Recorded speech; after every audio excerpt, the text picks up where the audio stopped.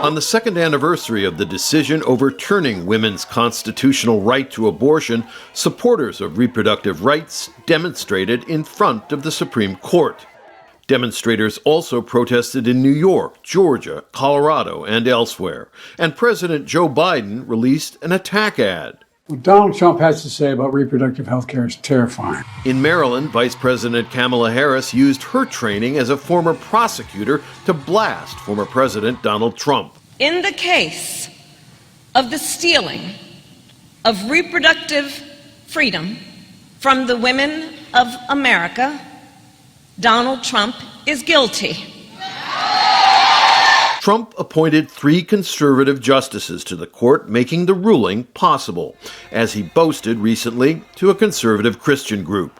Thanks to these justices, we have also achieved what the pro-life movement fought to get for 49 years, and we've gotten abortion out of the federal government and back to the states.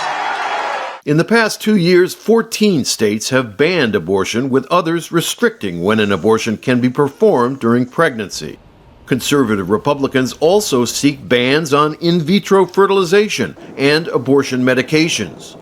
New polls show a sharp increase in Americans changing their minds about abortion rights. You're seeing people who might have called themselves pro-life before see things like the restrictions on IVF, and they had no idea that that was the kind of world they were entering into. Women are speaking out. A Texas woman had to flee the state for a legal abortion when one of the twins she was carrying was dying. We're sounding the alarm about what is already happening and what has happened to us. Arizona is a crucial swing state that Biden won by a hair's breadth 10,000 vote margin in 2020. Harris traveled there Monday to give a speech on reproductive rights.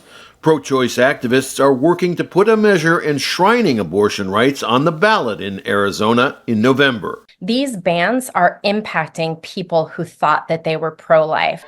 Activists hope the referendum will drive otherwise disenchanted voters to the polls. That would give Biden a significant advantage. The only way that we can protect reproductive freedom in Arizona and nationwide is to re-elect President Biden and Vice President Harris. In a closely fought election, abortion rights could be the deciding issue. Rob Reynolds, Al Jazeera. Make sure to subscribe to our channel to get the latest news from Al Jazeera.